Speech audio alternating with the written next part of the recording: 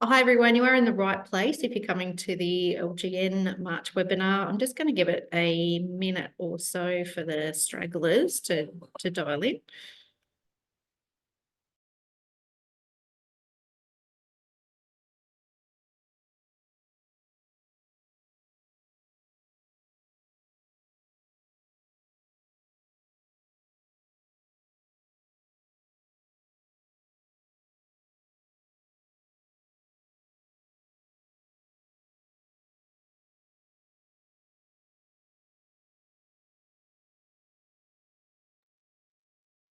Okay, let's kick off. So on behalf of the Australasian College of Road Safety's local government network, it is my pleasure to welcome you to today's webinar focusing on speed management for safety and the opportunities that exist for local government. We can go to the next slide, please. Hello, my name is Melanie Suter. I'm the chair of the local government network, and in my day job, I'm the road safety officer for Parks, Forbes and Lachlan Shire Councils, and we're located right smack bang in the middle of New South Wales. So we'll kick off the webinar like we do all of our LGN events with an acknowledgement of country. So we acknowledge and pay our respects to the many First Nations of Australia who continue to be the sovereign custodians of their countries and the sovereignty of the Maori in New Zealand. We acknowledge the ongoing traditional custodians of the lands on which we live, work and learn, and pay our respects to the elders who may have passed on the knowledge and culture to the future generations. May the sharing of knowledge through Matarunga Maori and Aboriginal and Torres Strait Islander ways of knowing, being and doing guide you with wisdom and courage as it enhances our collective futures. Next slide, please. So for some of you, this might be your first interaction with us, the local government network. So I just wanted to take a couple of moments to explain to you what the local government network is. We're still relatively new. We've been running for just over 12 months. We are all members of the college and we are people that either work directly for local government or we work for organisations that work with local government and are interested in what local government are doing in the road safety space. So it's very much looking at local government through, road safety through a local government lens. The network is all about networking, connecting people that work, those road safety practitioners that are working at local government, celebrating and sharing our successes, as well as seeking help for issues that you are experiencing. So we do run an event every month. So just so you can put it in your calendar as a placeholder, it is usually the second Wednesday of the month at this time that we would be running some sort of event, usually an online event like this. Next slide, please. So housekeeping for today, we're going to be running for 60 minutes. The webinar is being recorded and we will email the link to that recording to everybody that registered for today. We are going to have a Q&A session at the end of the webinar with our speakers. So we will be holding your questions until the end. Next slide, please. So if you would like to ask a question, you can use the Q&A function of Zoom. So that's at the bottom of your screen. And we have enabled the voting function as well. So if you really like somebody's question and you want to vote it to the top to make sure that we definitely ask it, that you can do that. If you've got more just general comments, you can pop those in the chat and I'll be monitoring both the chat and the Q&A as we go.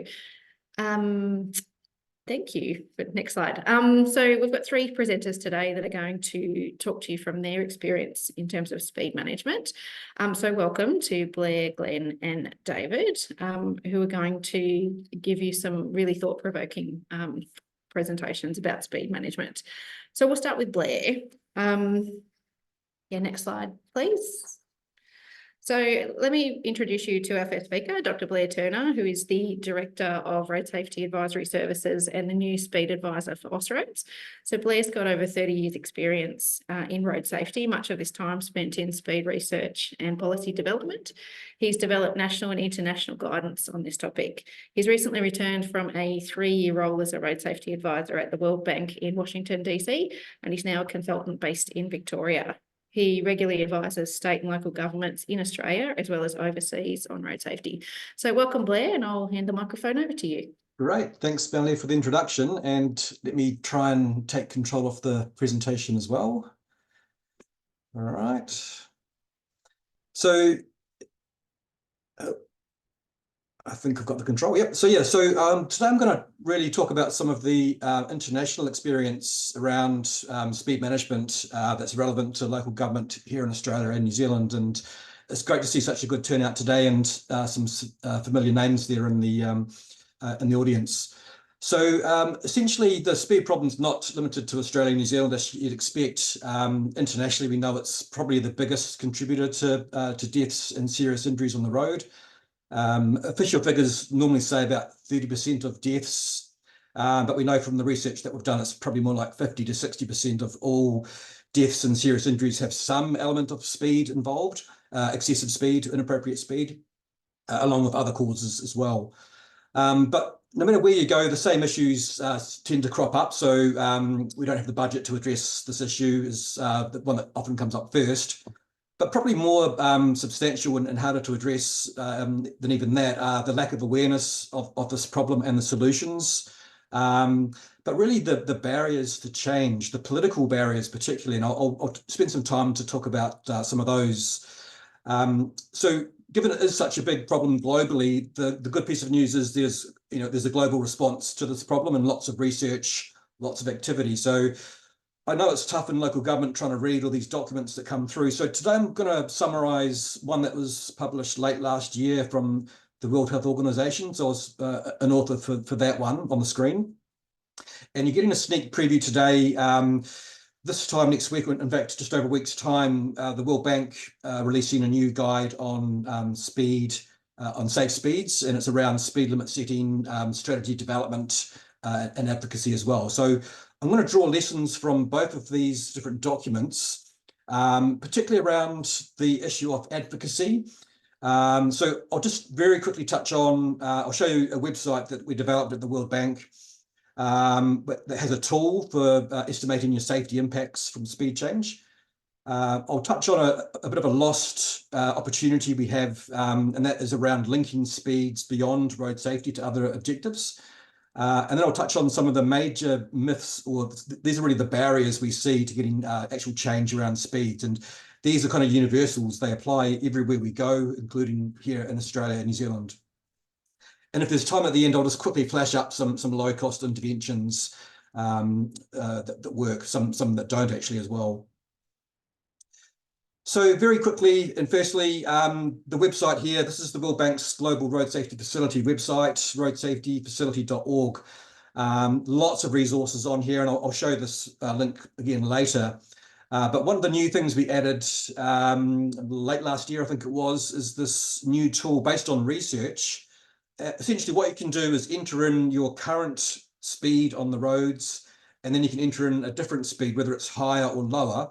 And it'll tell you, based on a lot of research, global research, what the expected change in crashes will be, change in fatal or serious crash outcomes. So when we're engaging with people, this is a great tool to actually talk to people about what we're doing and why. So go to this website. It's a free spreadsheet. Download that and start using it. It's a great piece of work for advocacy.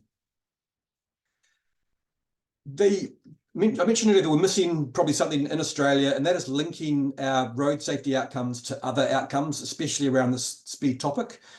We've known for a long time that high speeds above, say, 80 per hour increase our fuel and emissions. We're getting some emerging evidence. It's still not overwhelming, but it's building quite quickly around the lower speeds in urban areas particularly. With the data now pushing more towards the finding that if we're at slow and steady speeds around 30k, 40k per hour, we're actually reducing emissions at that level compared to higher speeds as well. So firstly, environmental impacts. And that's a big agenda item globally. It's building also in this part of the world. Reduced noise. There are some countries that reduce speed limits solely on the basis of noise reduction. It is a big issue health-wise, and there's good evidence around reductions in speed and noise outcomes. Also, if we're trying to increase active mobility, and there's some great health benefits, mental health and physical health benefits to walking and cycling, benefits to using public transport. So when we have safer, more user-friendly environments, we can actually get mode shift, and there's a few studies around now showing that. Running costs, I mentioned fuel use. There are truck companies that actually reduce the speeds and train drivers in how to drive at a slower, steady rate to conserve fuel. Social connections, people actually use the streets more when it's a bit more pleasant environment. The last one I'll come back to, we can actually smooth traffic flow and ease congestion, which sounds a little bit counterintuitive, but that's, again, another finding from our global research. So key take home here on this slide is engage with internal and external stakeholders. So within council, other councils, state level, whatever it might be, around these other benefits. So don't just work in your own road safety silo, start making these connections and join up these agendas to get a better outcome. There are some barriers though to change, and this is probably more of a hurdle than budgets. There's actually some cheap interventions we can use. So some of the barriers are really myths in road safety, and I've got 2 or 3 of them here. The first one that we hear a lot is it's not speed. Changing my speed won't have any impact. It's bad driving, all these sorts of comments. But we know very, very clearly that it is the biggest cause of serious and fatal injury on the road. And we know that even very small changes in speeds can bring about quite substantive benefits. So that's based on lots and lots of research. It's one of the most solid policy research based findings that we have in road safety and broader transport generally as well. So remember, use that tool I showed you a moment ago to actually talk to your decision makers and the community about the outcomes that we might expect from change. Number 2 is the community want higher speeds. And we know from our surveys globally and also locally that that's often not the case. So there is a global survey taken every couple of years by Ezra. The website's there. Includes data from Australia. I don't think New Zealand's in there, but I could be wrong on that, but certainly from Australia. And we know that by and large, when you ask the questions, people often say they speed, but they also believe it's not really that acceptable to speed, especially in urban areas. And they also buy into the idea that there should be stricter rules around this topic. More locally, we've done research and it's actually building now around engagement with local communities about what they actually want. The case study in Mornington, I was involved in the first round of surveys more than 10 years ago now, I think, and we found this is an area where both rural speed limit change and urban, when we last asked the local residents, but also surrounding residents, if they were in agreement to the lower speeds to improve safety, the acceptance was up towards 80% of the community wanting the change. And then we went back after the speed limits were changed, and that had actually increased up to 85%. So when we ask the right questions, we tend to get this answer around the public understanding the benefits and actually agreeing to the change. So if we use the evidence base, if we engage with the community and use that when we talk to our decision makers, it makes the pathway a bit easier for us. And look, the reason I'm excited to talk to today to the audience, local government, is that there seems to be a growing movement internationally, and I'm seeing it here in Australia, where it's bottom-up, community-led interest in change and improvements in safety, and that also is around the change in speed. So look, actions here: do a survey if you need to help convince. And harness that local support. Overseas, there are a lot of stakeholder groups that get engaged. They engage directly with city mayors and at state level, and they're the ones that have actually brought about change at city level in some of our international cities. So that's a good lesson there. Image on the right, some of the international work we do, I see this everywhere though. The local communities take the law into their own hands and they actually introduce the traffic calming measures themselves. We see some of this in Australia and New Zealand as well. Just to demonstrate this a bit more, we're seeing a global trend towards lower both rural and urban speeds. And here's some data from the recent report from OECD on the subject. And this just captures some of the speed limits used in urban areas globally. And I think we're out of step both in our urban areas and rural areas with the global best practice around speed. So our default being still 50. Here in Melbourne, where I'm based, we have our urban speeds even up to 80 km/h on our arterials. That's unheard of. a good friend, Eric Howard, who's been in road safety for many years, says to me, people come to Australia for road safety tourism to see this absurdity of these very high speeds we have here. So, you know, we can use this knowledge also when we engage with decision makers to show that those successful countries internationally are using lower speeds, and there's actually very strong public support when these changes are made. The third myth is around the negative economic impact. We're going to cripple the economy if we slow speeds or change speed limits. It's going to increase journey times massively. We're going to increase congestion. The research that we've done, and that's documented in those two guides, shows pretty convincingly that these are fallacies. We know that there's strong economic benefits to be gained from speed limit reductions in terms of the injuries, but also other broader health benefits and other benefits. We certainly know that journey times are usually overstated, that because in our urban areas, there's often congestion and intersections, and on our rural roads, there's often bendy roads and narrow roads, that the increase in journey times isn't what the people would normally expect. And again, there's good evidence about this and how we overstate it. And I think we'll hear a bit more about this shortly from Glenn as well. And lastly, look, there is evidence showing that if we have a slower, more steady flow of traffic, we get less stop-start traffic, less shock waves in traffic, a more regular traffic flow, and we can actually get more traffic through and the journey times are actually decreased. So that's a very interesting finding that we can use to counter this issue about maybe lower speed limits will just increase congestion.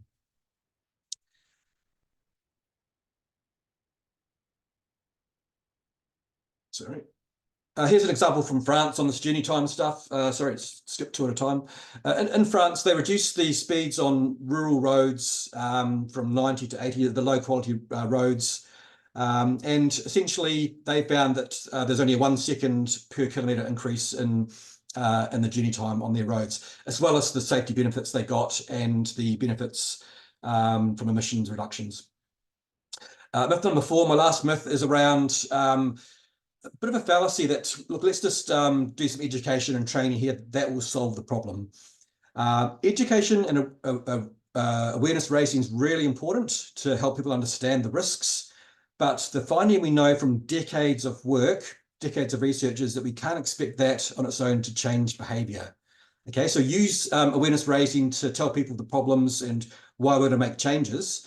But you also need usually education that linked to enforcement, for instance, and maybe infrastructure as well. So for instance, you couldn't stick up a sign saying, accidents are prohibited on this road. You can't say, put up a sign and say, slow down, because people just don't do it.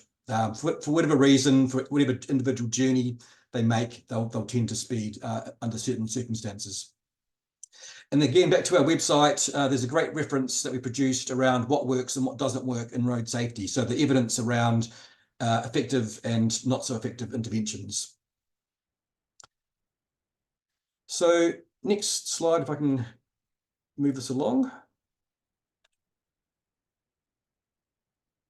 Seems to be a bit caught up.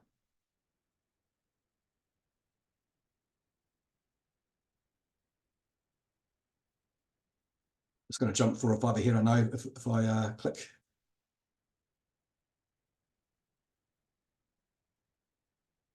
Okay, so low-cost interventions, just very quickly in my last minute. The answer here, and local government knows this, I think, that we haven't got great budgets. So a lot of the answers lie in signs, paint, concrete. And I've been involved in lots of trials internationally where that's all we've had available to us. There are situations where changing the speed limit sign alone does have an impact. Recent results from a trial in the city of Yarra here in Melbourne, results from Amir, who's published this, show about a 68% reduction in serious injuries just from the lower speed limit there. Larger benefits when it comes to pedestrians. So yeah, just through signs alone. But often we need to back up the signs where there's perhaps lower compliance. So some of the key things, low cost again, would be rural gateway treatments, signs and paint. either on our rural roads or between high and lower speeds in urban areas. Raised pedestrian crossings, not the cheapest of the options, but reasonably cheap still, and very, very large safety benefits, especially for pedestrians, lowering speed and making the pedestrians more obvious to traffic. Traffic calming all about. This has been used more widely though now on collector roads and even arterial roads, so raised platforms and the like. Wide medians, wide edge lines to really narrow the roads down, both in urban and rural areas. And when coupled with lower speed limits, we get quite good compliance. So that's, again, a reasonably cheap option. And then lastly, lower cost roundabouts using platforms. The UK approach to use thermoplastic mini roundabouts, if they're done properly, again, they can have some good speed reduction and safety outcomes. So there is quite a few different tools in the toolbox that we can use. Very lastly, we are doing a project in my role with Austroads around some case studies that demonstrate good practice, looking at interventions, but also the engagement and communication strategies that are used to go along with those interventions. And it's not just where we've met with success, it's also where we've also had problems. So I'm really keen to hear from anyone who's able to share those lessons. Here's one example from Prue Oswin in Queensland, a local government solution, basically using these speed cushions at a zebra crossing. Again, a low-cost solution. Raised intersections, raised crossings are probably preferable, but when your budgets are limited, these sorts of solutions might be almost as effective. So very keen to hear from you. There's my email address at the bottom of that slide. So yeah, happy to hear from you, and I'll look forward to any questions later in the presentation. Thank you. Thank you, Blair. And if anyone does have any questions, remember you can use the Q&A function at the bottom of the Zoom screen, or just general comments in the chat. So we'll move on. Next slide, please, Kate. Excellent. So our second speaker is Dr. Glenn Corey, who is the Director and Principal Transport Engineer with Via Strata in New Zealand. So Glenn joined Via Strata in 2016, having previously worked at the University of Canterbury and Opus International Consultants, and he's now a director there, working for various national and local clients, providing expert transport advice and industry training and guidelines. He specialises in road safety and sustainable transport, with particular interest and expertise in walking and cycling and speed management. So welcome, Glenn, and we'll hand over to you. Thanks, Mel. Now let's just get the things going here too. Here we go, fantastic. Kia ora koutou, greetings everyone. So yes, I am a director at Via Strata. We're based in Otatahi, Christchurch, small company focused particularly in road safety and sustainable transport. That certainly includes speed management as one of the key things that we've been doing a lot of over the last few years. And for all the successes that we've certainly seen in New Zealand, I guess there's been some frustrations as well. And this sort of prompted me to think a bit more about why aren't we quite getting the message across in terms of lower speeds, certainly in New Zealand, and I'd say it's equally applicable in Australia as well. So really, my hypothesis today is the fact that we don't seem to do a good job of explaining the benefits when we are going to have lower speeds. And this is to a range of audiences. So certainly the politicians, the media, and the general public, all of them have their part to play. And we don't seem to be getting that message through about what this means. The corollary, though, is that we could do a lot better, and I'd like to suggest a few things that perhaps we could improve on. Now, in New Zealand over the last few years, you would think that actually the whole country has been turned into lower speeds. Certainly from the media headlines and so forth, everyone's up in arms about changes and proposals and so forth. The reality is we actually haven't changed that many speed limits around the place, but there's a lot of talk about proposing some, or some have only just happened fairly recently as well. So that's making people grumpy. And then that's also feeding through into the politicians. We had a national election last year, and certainly ahead of that, it did seem to be one of those things that weighed on the minds of the politicians about whether this was something they wanted to push through. And we had the case of our previous Prime Minister, Chris Hipkins, basically pulling back from the original proposals, which was to change quite a significant part of the New Zealand network. Data suggests at least 85% of our roads are probably too high for the current speed limits, to talking about only the 1% of the most dangerous roads being focused on. I actually would have thought those roads are the ones that don't need speed limits. But it does raise the question, how did we go from 85% down to just targeting 1%? And now we have a new government, and they seem to be even less inclined to look at speed limit reductions as well. So I guess first thing is trying to understand, well, what is it that people are objecting to? And, if you look at social media comments or you have a chat around the barbecue, there's all sorts of interesting and often quite creative reasons that people come up with as to why they think lower speeds are a real challenge here. And just a few listed here. Some of them I'm a bit intrigued with. I would have thought you have to watch your speedo regardless of what the speed limit is, for example. And I think it's a case of we haven't been very good at getting that information across. So it's basically a misinformation challenge we've got here. People are working things out for themselves in the absence of having some other information to answer those concerns.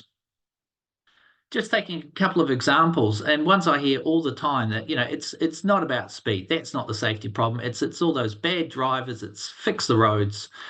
And we've got to really think about how that works in reality. None of us are robots. We all make mistakes at certain times. That's how the safe system operates, is assuming we're all going to make a mistake. And it's not just the bad drivers, that actually most of us could possibly make a misjudgment, and that could lead to a bad crash. And we've seen the research. I know in Australia, New Zealand, Sweden, a number of places have looked and said, even if everyone tried to comply by the road rules, you'd still have a lot of people ending up having crashes because of a silly little mistake. In terms of roads too, we don't have a lot of traffic on our roads, and I don't think Australia is too dissimilar with a lot of its wider network as well. We just couldn't justify spending a lot of money fixing the roads to actually make them appropriate for the speed limits that we have. Very few of ours would qualify. So we need to look at other alternatives that are far more cost effective, and this is where speed management is certainly one of the big tools that we can use. But I don't really need to tell you this. This is preaching the converted here, really. Our challenge is, how do we get this message out to other people? And that's the key. We need to look at other people, whether it's the politicians, the public, and so forth, and make them understand the implications of their speed choices. Now, if you cast your mind back, I've no doubt a number of you will recall this advert that screened in both Australia and New Zealand, where Ian Johnston explained the differences of just a few kilometres driving down the road and what it meant when you potentially crashed into something further down the road. It was a very powerful physics lesson. I actually used to use it as a teaching exercise when I was introducing sight distances to my students at university. And I think we need to get back to actually making people to understand these things, that speed is not a linear exercise, that actually that little change can have a big impact in terms of what happens to casualties, crash rates, and so forth. So, I'm kind of keen on bringing back Ian and similar ads to try and make this happen.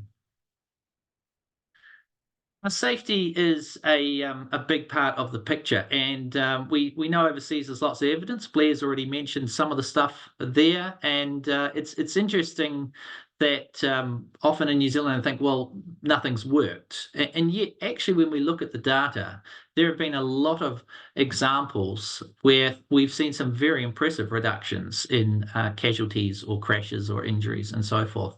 This is just a sampling here. Some of them we did with our company. Other consultants have also done various bits of analysis, and they all tell the same good news story, that we introduce a lower speed, urban or rural, and we see some quite impressive reductions in the casualty rates there. And this is good news, and it's kind of interesting that the new government is proposing to possibly reverse speed limits where it's safe to do so. I think this is suggesting that the answer may be not many, because we're invariably seeing really good safety. Our problem, though, is we're not telling people about them. Why aren't we saying to people, hey, we've already had these really good gains? and we can have more if we can roll out more things around the country.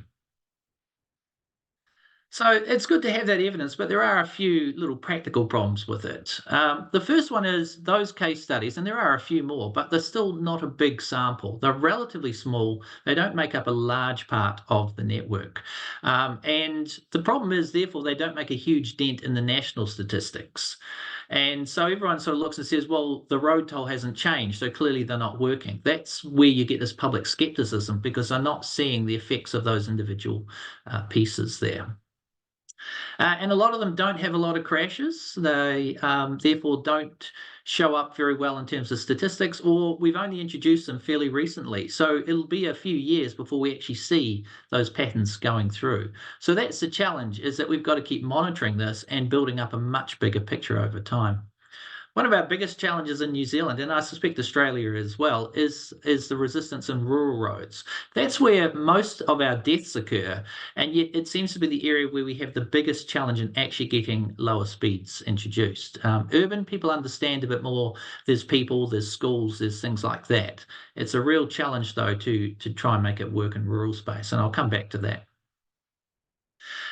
Just an example of how the numbers don't always play out. One of the things we've done in Christchurch in the last couple of years is have very extensive consultation on lower speed limits around the city. We've now got about half of our city with 30 or 40k speed limits in these suburban areas, which is fantastic.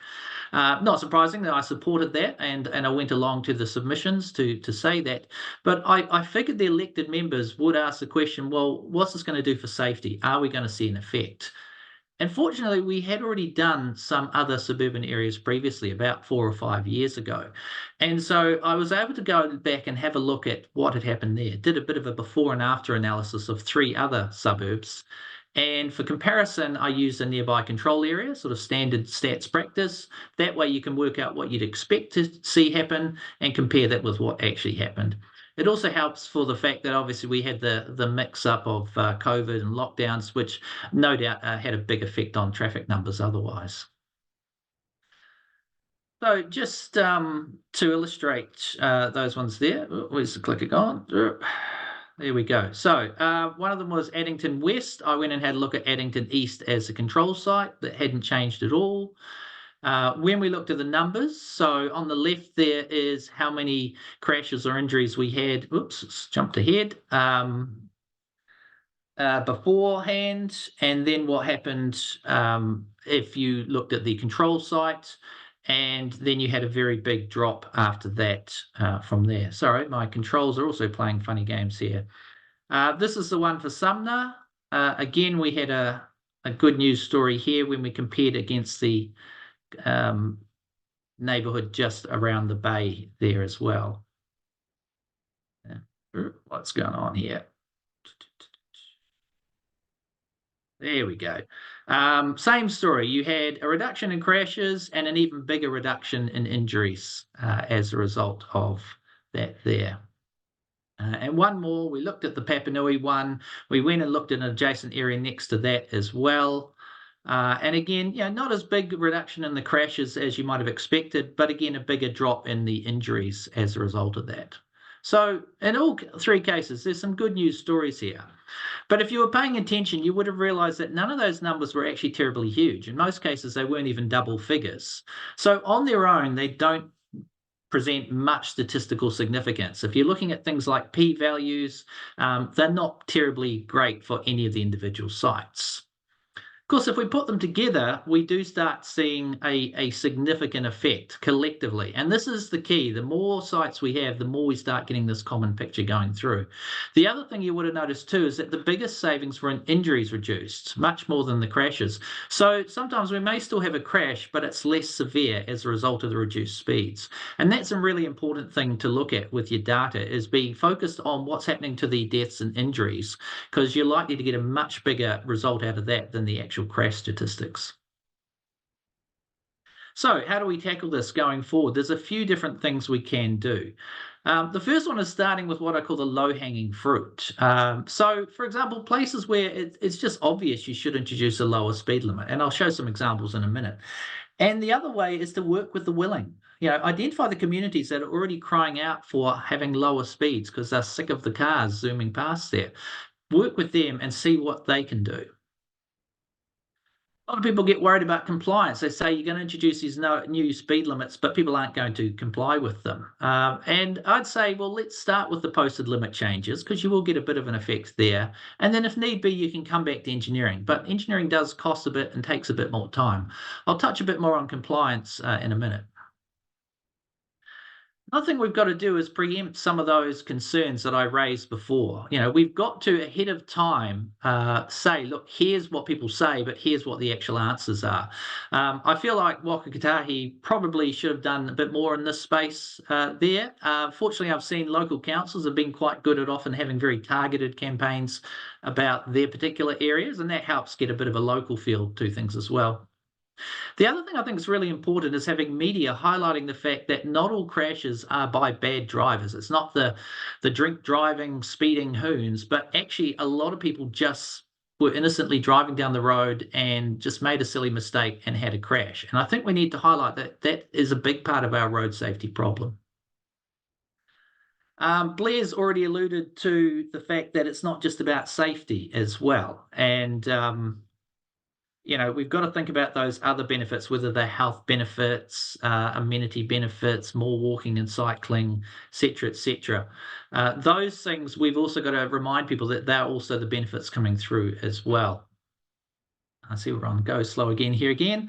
One I was going to highlight is also just the effect on animals as well, whether it's your beloved pet or wildlife. Again, lower speeds can have a big difference on whether they will live or die. I've certainly lost two cats to traffic accidents over the years.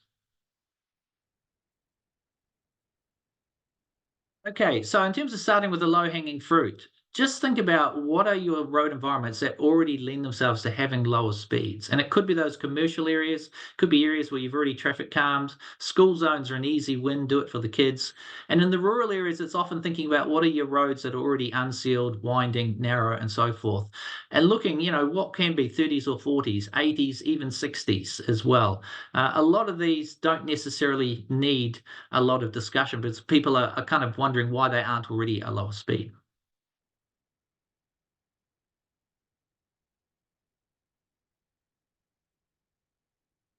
In terms of rural roads, there's a few different things we can try and tackle here.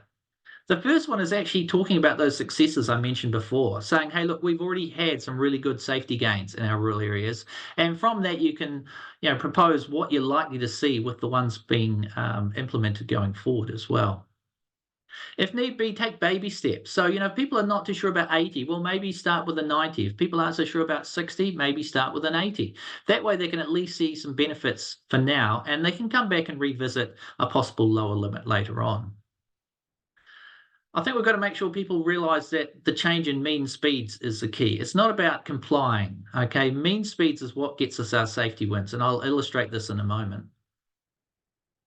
I think it's really important we find champions as well. And whether it's travellers who just like the fact that they don't feel so stressed anymore, having, cars right up their bum, sort of trying to push them faster, or even just the residents who are happy that their roads seem a bit quieter or they're not having to drag people out of the ditch anymore. And it's really important that we let people know what the actual travel time changes are, not what people perceive are going to happen. And I'll show an example of that in a moment. So just talking about compliance, here's a hypothetical example. You could imagine we have a very winding rural road currently at 100 Ks, but because of the nature of it, most people are only doing about 90 Ks. It's not a great environment, so we're seeing a lot of deaths and serious injuries. So it's an ideal candidate to lower the speed limit. So let's say we put it down to 80 Ks. Rough rule of thumb is that probably means you'll see a shift in the mean speed of about 5 kilometres an hour. Okay, now the more observant of you'll notice that now means more people are not complying with the new speed limit compared to what they were before. But the speeds have gone down. They've gone down by 5 Ks an hour. And that does mean you're going to get a corresponding quite impressive reduction in deaths and serious injuries. So we've got to make sure we're asking the right question here. It's not about whether people are complying. It's whether the traffic speeds have gone down. That's where you get the safety gains from.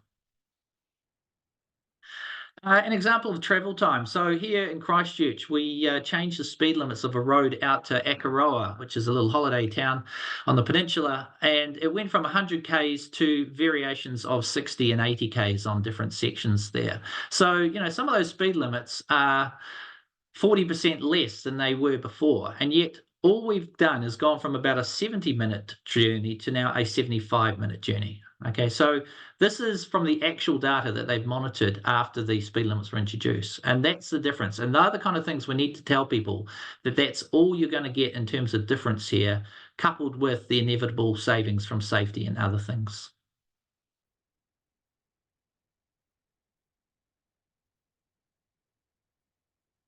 Finally, I just want to keep coming back to the question that speed is about the consequences. It's not about how to reduce crashes. It's how do we reduce the consequence of crashes. And a lot of you will be familiar with these S-shaped curves here. As the speed goes up, your chance of death and serious injury go up as well. And we've got to keep reminding people that's what the safe system is about. It's not necessarily how do you reduce crashes. It's how do you reduce the fatalities and serious injuries that come from those crashes. And unfortunately, the Road to Zero strategy in New Zealand, the government's just thrown that out. So I'll be interested to see what they come forward with, because it would be nice to try and keep this message going forward. With that, I'm finished and happy to take some questions at the end of the session as well. Excellent. Thank you, Glenn. We'll keep moving. I do see that there is some Q&As popping up, so that's great. So our final speaker for today is David Nicholson, who is the Asset Services Manager at the Shire of Augusta Margaret River in WA. So David's been the Asset Services Manager for the last 16 years. He's previously worked in traffic engineering and transport planning roles at local governments in Melbourne, Geelong and Perth, and also for the Road Traffic Authority, which is now called Vic Roads, and a small traffic consultancy. Throughout his career, he's been involved in speed management on local government roads, and that's what he's talking about today. So I'll hand over to you, David. Okay, thank you, and thank you for inviting me to speak at this forum. Just trying to get control of the slides at the moment.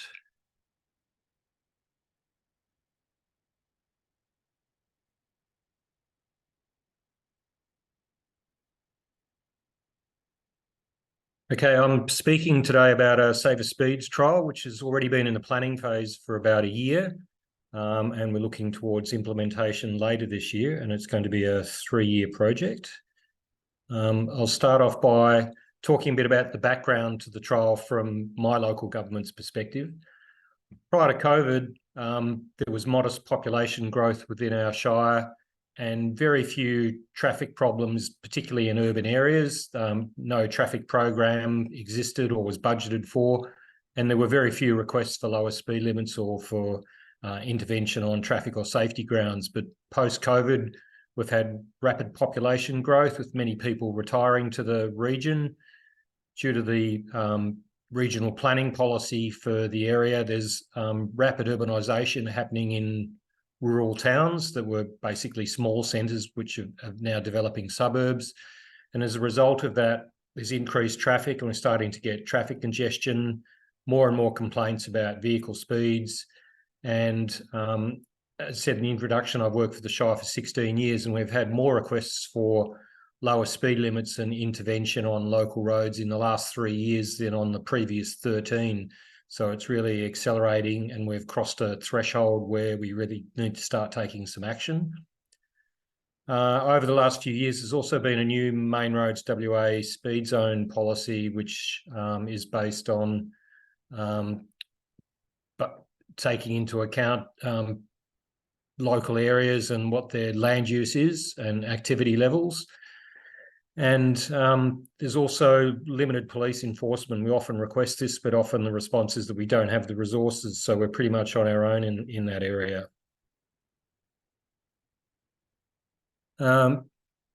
Just a little bit further background on the Shire and the speed limits that we currently have. The current speed zoning map is shown on the left-hand side. In residential areas, we've got the default urban speed limit of 50, but that's proving to be too high from a number of perspectives. We're getting complaints about noise, amenity, and the safety of pedestrians and cyclists at the very same time as we're trying to encourage people to walk and cycle, particularly children. Well, the speed and volume of traffic is working against that. In rural roads, the speed limits are very high, and we're having an increase in the number of killed and serious injury accidents on our local government roads. And often these roads are substandard, having been built 50 or more years ago, not to current standards, and have numerous bends and crests. And many of them have trees very close to the edge of the road, which is an obvious road safety hazard, but the prospects of addressing that by clearing are zero because of environmental reasons. And a big bugbear for me is, you can see on the map on the left-hand side, all of the grey areas, which are rural roads that don't have any speed limit on them at all. So the default state speed limit of 110 kilometres an hour applies and is clearly inappropriate given the geometric standards and sometimes narrow widths of these roads with the trees close to the edge. But we're currently unable to do anything about that.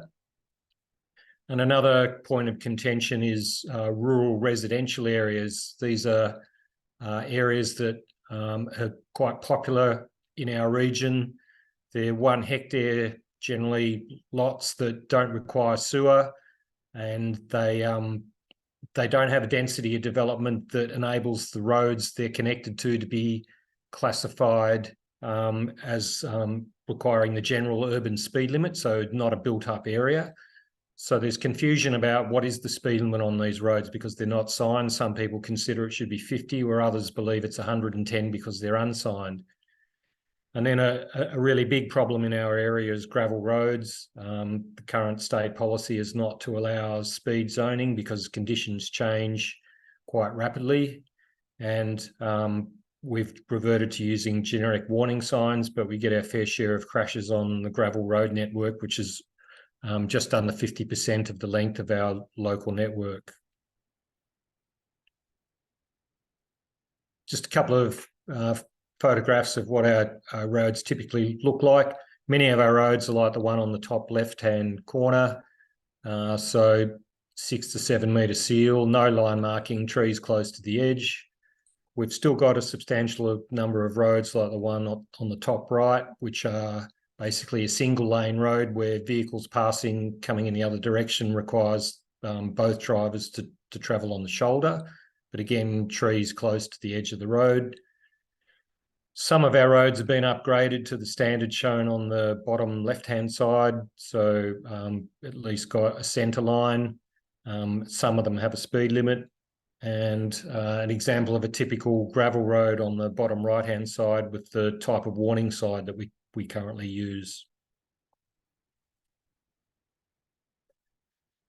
So just over a year ago, the RAC in WA initiated an expression of interest process for the conduct of a safer speeds trial. And our Shire saw this as a great opportunity given the problems we have. So we jumped at the chance to nominate.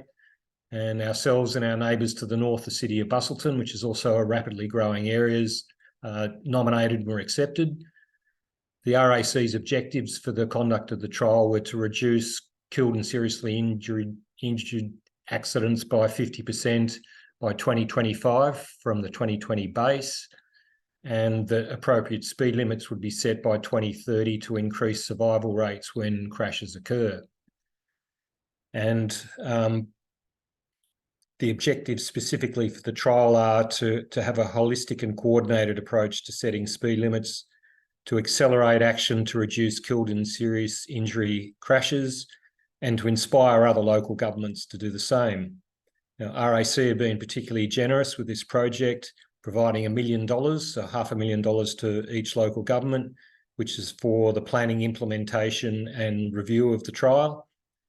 We've been through a competitive process to select and appoint a consultant, which is PJA, and they're required to prepare a blueprint, which involves all of the planning for the trial, all of the research, number crunching and monitoring and evaluation. And what we've decided on from the outset, that speed limits are going to be set based on a safe systems approach. The process that we've gone through on the trial to date, we've formed a working group which consists of the RAC, both local governments, Main Roads WA, who are the agency responsible for setting speed limits, and more recently added the WA Police, their local traffic enforcement group.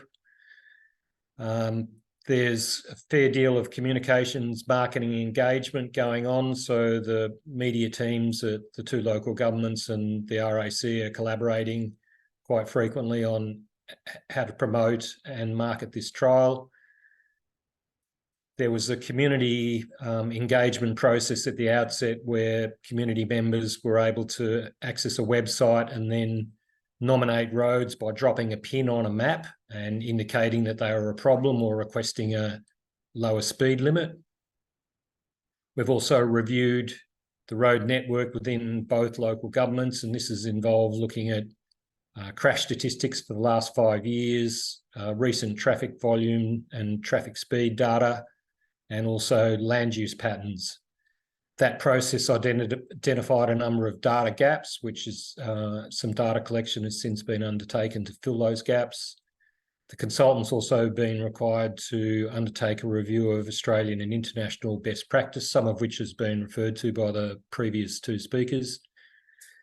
And the consultant was required to develop a rationale for developing and setting speed limits. And so it's never been just about dropping speed limits by, say, 10 Ks on every road. It's about developing a framework based on road types and their characteristics, and aiming to achieve a road that's safe enough that there's a much higher prospect of road users surviving a crash. So the point we've got to now is that candidate areas and roads for lower speed limits have been identified. The two local governments combined have a very large area and a very large road network, and it turns out primarily because of the cost of implementing the speed limit sign changes that we need to limit the size of the trial to a portion of the two local governments. When we initially commenced, we thought we might be able to cover both local governments in their entirety, but that's not going to be the case. So we're looking at a portion of the network and some of the towns. We're at a point now where the roads that we are seeking the lower speed limits on have been packaged up and sent to Main Roads WA, and they've dedicated one officer to the process of assessing all those speed limit reductions.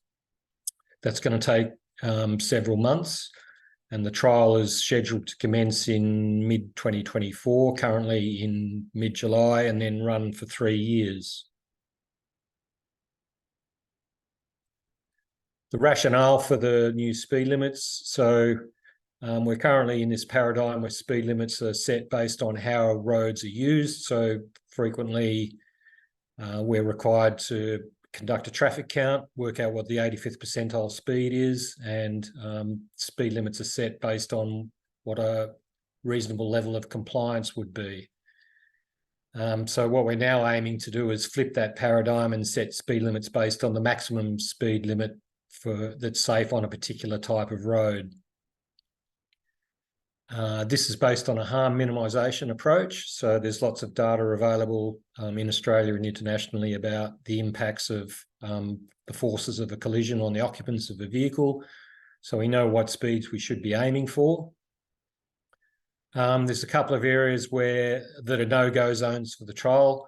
School zones, ideally, we would have liked to have dropped the speed limit in those to 30 from the current limit of 40, but the current 40k speed limit is enshrined in state legislation, so that's a bit of a longer term prospect, so that's been set aside for the time being.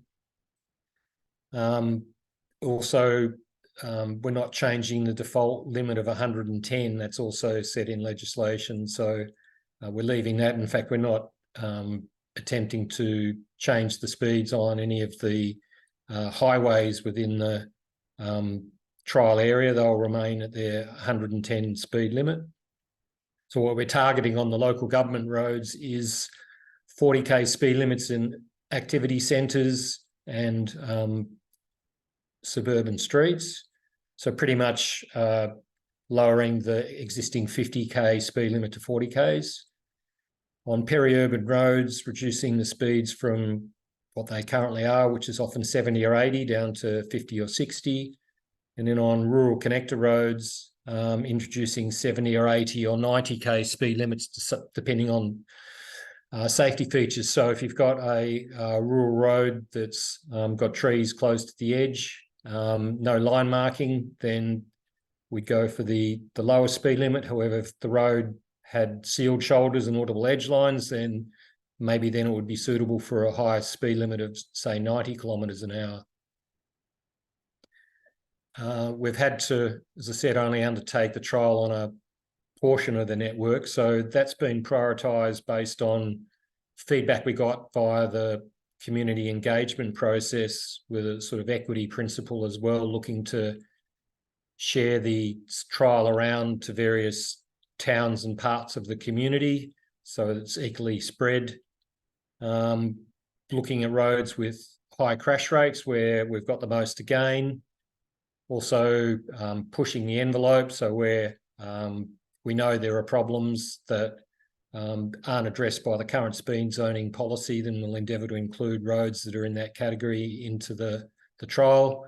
Looking for a range of different road types, so suburban areas, rural roads, peri-urban roads, but we're also looking for consistency of speed limits. So, for example, we've got one community that's actively welcoming the trial. We're looking at 40k in all towns, but they were pushing for 30, but for consistency, we're sticking to 40 throughout all of the towns so that drivers can expect the same thing wherever they go. And we're also limited by cost. Pretty much most of the $1 million that's been allocated to the trial is going to be required for all of the signage changes. Unfortunately, in WA, speed zone signs are required to be adhered to a separate post. They're not allowed to be attached to street lighting or power poles, and that's pushing up the costs of implementing the signage.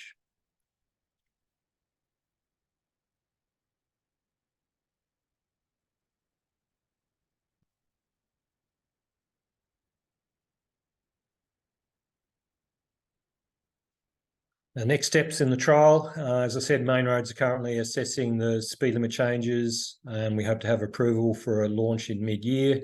There'll be a very significant publicity campaign. We're hoping that gets statewide attention. We're going to be undertaking extensive monitoring, so we're going to need that 3-year period to get some meaningful analysis on what impact the reduced speed limits have had on crashes. We'll be conducting a number of speed surveys on roads to determine the before and after impacts, extensive community engagement to see how the community feels about the trial, but also a comprehensive travel time survey project is going to be undertaken by RAC. As alluded to in one of the previous presentations, it's a myth that lower speed limits have a dramatic impact on travel times. So a process has been undertaken where theoretical travel times have been calculated based on existing and proposed speed limits, and then actual travel times have been measured in the field on selection of routes throughout the 2 local government areas for the existing speed limits, and then they'll be repeated again following the implementation of the trial to demonstrate what, if any, significant impact that has on the travel times of people. We're hoping there'll be a second stage to the trial that we can roll it out on a much broader basis, and that's dependent on funding that the local governments and the RAC are looking for. Ultimately, at the end of the 3-year period, we'll have completed the trial, and there'll be a comprehensive review and a decision whether to retain, modify or remove the speed limits. We're hopeful, like has been the case in the Mornington Peninsula trial in Victoria, that the speed limits will be retained. And importantly, we're hoping to develop a template for implementation on a broader and even possibly a statewide scale. So that's my presentation. So like the other speakers, I'm happy to answer questions. Wonderful. Thank you, David. Kate, can I get you to flip over to the next slide, please? Wonderful. And I will invite our panel to turn the cameras and microphones back on. I know that we have just reached time, and I hope that everybody's happy to indulge me for another 5-ish minutes so that we can get through some of these Q&A that have come in. Excellent. I'm getting thumbs up. That's great. So I'm going to start with my question first, which was, I know that most of the jurisdictions don't allow local government to do speed setting themselves. It's done by the state or territory. So I guess what would be your opportunity, your advice, each of your speakers, to the local government people on the line about what opportunities exist for them in terms of speed management for their local communities? Blair, do you want to go first? I might just go in speaking order. Yeah, sure. Yeah. There's a variation in how this is done around Australia, because some states do allow local government to set speed limits. But whatever location you're in, there's a basic set of rules you need to follow. So you need to work within those rules, and so you need to be aware of those rules and perhaps push the boundaries a little bit where you can. The other thing you can do though is bring that local support to your discussions with state government, and I think I'm seeing quite a lot where local government's leading the charge here and state government's behind the pace, and that's because they've got a better feel for community sentiment. So I think we need to bring that feedback to our discussions, and not just sort of in a casual conversation, but actually record that. So like I mentioned, do some surveys of local residents, and look at the impacts of what you're trying to do and how supportive that will be. So to my mind, that's probably the best thing to do. Keep an eye on your neighbours. This sort of event is fantastic because you can see the sorts of work being undertaken. The work that David's doing in WA there is, I hope everyone keeps a close eye on that, because I think it's fantastic, and share that good practice around. And then again, when you engage with state government, just show what other states are actually doing in this space, and hopefully we can build some momentum and get the change that we will need. Great advice. Glenn, advice for local government? Well, I guess New Zealand's a little different in that the setting of speed limits rule as it stands, local councils can basically develop their own speed management plans and go through. There is still a process, and they've got to get it signed off by the Land Transport Director. But at the moment, they have largely the self-determination. Although I suppose you've still got this inconsistency with the state highways doing their own separate thing as well. I guess the potential wrinkle is that the new government, the new Transport Minister, is looking to change that rule, and it'd be interesting to see exactly how they tweak it and what goes from there. They've also said that they've stopped. There was an onus of all local councils to have to provide a plan by a certain deadline. Now they said you don't have to.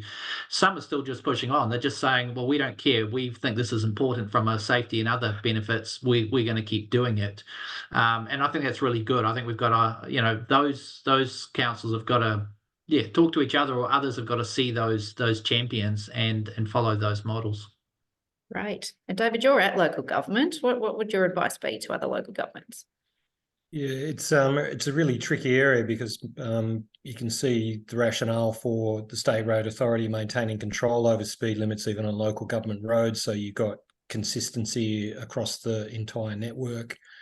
But a good example was at a community meeting I was at late last year in one of our towns that's growing rapidly, and community would like lower speed limit in some areas, and the State Road Authority has declined to allow that, and the community reps are accusing them of being out of touch basically with the community, whereas as previously said, I think it's Blair, that we as local government are very much in touch with what the community want, and we're quite happy to represent them and apply on their behalf to the state authority for lower speed limits. But I'd say on about 2/3 of occasions we're not successful. So we're very happy to be working in the trial at the moment, where there's some prospect of that happening on a broader scale and perhaps breaking the ice and allowing a more holistic approach to speed limit setting to be implemented.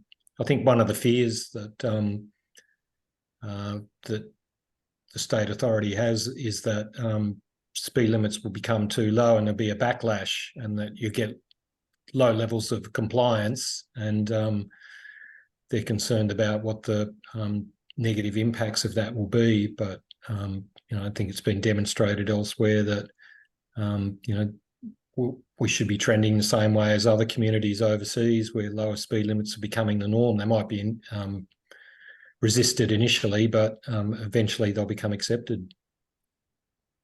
Thank you. And we're getting some comments in the chat too about infrastructure as a good way to manage speed. All right, I'm going to go over to the Q&A now. So whoever wants it, should we aim to have speed limit hierarchy aligned to the safe system speed, so 30, 50, 70, and then develop road infrastructure reflecting these?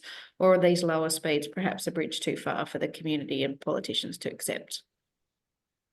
I can jump off on that because next week the new guide, the global one that we'll release, and look, that's to cover every country, so it's obviously varies every country, but we're certainly recommending that's the direction to be going in. That to be safe, pedestrians around that 30k mark seems to be a good sort of a policy decision around speeds.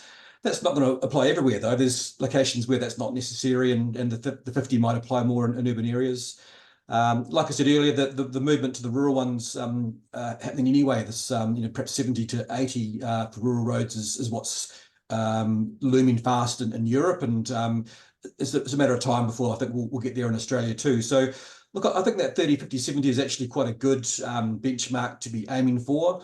A hierarchies approach, again, this new guide that we're releasing is moving slightly away from a hierarchy type approach, because it's very hard to get your whole network set up to support those sorts of speeds. So we're suggesting in the guide that let's start at the risk locations, where there are vulnerable road users. That's where you're going to act first for your 30s, for instance. And it's linked to your hierarchies in many ways. It's not a big departure from that. But, we see in a lot of countries where there's a highway, and a highway is a highway. It's going to remain at 100k even when it plows through a little village. And the last thing we want to do is use a hierarchies approach to justify the speed. So we're turning things around and saying, no, let's use those 30, 50, 70 figures to actually set what's going to be a safe speed. If you want higher speeds, that's certainly also an option, but the infrastructure needs to be in place to do that. So yeah, it is complex. It's expensive to get these things in place, but it's not going to happen overnight. We've got time, not as much time as we'd like, but let's use that time, and next 20 years, let's develop our networks to be safe and get to where we want to go eventually. Right. Thank Yeah, you. I'd allude to the low-hanging fruit that I talked about earlier, that start with the ones where the infrastructure and the environment already matches what you're trying to achieve. Get those easy wins, because then you're not having to spend money and time now on doing the infrastructure. The road's already telling you what it should be appropriate for that. And then you can look at what's your longer term plans for the ones where you've got an aspiration to get them in that place. In New Zealand, we have what we call a one network framework, which looks at both movement and place. And so often it's the same busy road in terms of traffic volumes, but the land use is quite different. And so we need to have quite different conversations about what's appropriate in each of those locations. Another question. So do you believe that there's value in arguing the benefits of speed reductions and the resulting reduced trauma when considering the social costs of road trauma estimated to be around 30 billion annually in Australia, and I think it's 10 billion in New Zealand? I think in conjunction with the other benefits. So I think, as Blair alluded to, there are a lot of other benefits. We've got to remind people as well, the vehicle operating costs, the health costs, and then also put that context of the travel times and say, yeah, you may get a disbenefit from those, but relative to the other ones, it's invariably not going to be the same scale. You're going to still get an overall benefit. The data is important. So, the crash reduction is important. The benefits in terms of costs is important. But that's not enough to convince quite often. So, and this is where the local government's got such an important role to play in the connections with communities. And you may have heard the term science and story. We need the science, we need the numbers behind the change in benefits, but it's often the individual stories and impacts on communities that really swing decision makers. So I think, yeah, most definitely, let's, and using my figures, and I think it was Brett that put the comment up, $30 billion, half of that is speed related. Yeah, $15 billion of social cost to communities, but also this child is walking to school on a busy road that really, at that location at that time shouldn't have been 60k per hour, and they're now permanently injured. So use both of those mechanisms, use other mechanisms as well to sell this, because there are lots of different tools in our toolbox when it comes to engagement. Excellent. I'm going to give you the last question so that we can all get back to our jobs because we've gone over time. How much do you think the inconsistency in the application of speed limits to roads contributes to the resistance in safer speeds being applied? So often we see a 100k speed limit on a local road and then the same is actually on a high quality state road. Does this confuse that conversation around safer speeds and what's appropriate? I'd agree. And even the examples, David, you presented, what you're trying to do, you're going to have some challenges potentially because of those inconsistencies of what you can and can't do. It can work either way. Like sometimes we've had state highways that have had lower speed limits introduced and the adjacent rural local roads, they haven't been changed. Everyone thinks, well, hang on, that's a bit weird. And people might use those as a shortcut as well. So, yeah, I think we've got to have better coordination between certainly state highway agencies and local authorities, and sometimes adjacent local authorities as well need to talk to each other as well to get that story straight.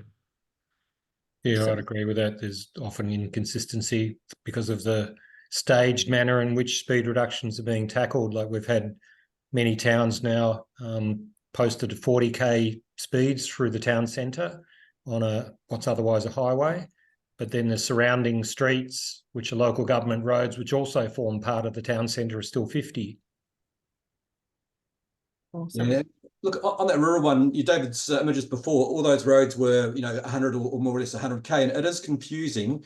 And I don't think the public really appreciate risks that well. They understand some risks, but not all the risks. And so if they think this road's the same as that road because the speed's the same, then that does introduce a big problem for us. But one thing we are seeing now with this change in rural speeds, a drop to say 80 or even 90, is that we get quite good compliance. The speeds are probably a little bit lower anyway, and we might get a sort of a mean speed change that's fairly minimal. But the evidence is actually showing that the safety benefits is quite high, because I think one of the things it's doing is it's showing this is not your standard road that's 100 or 110. This is actually a less safe bit of road.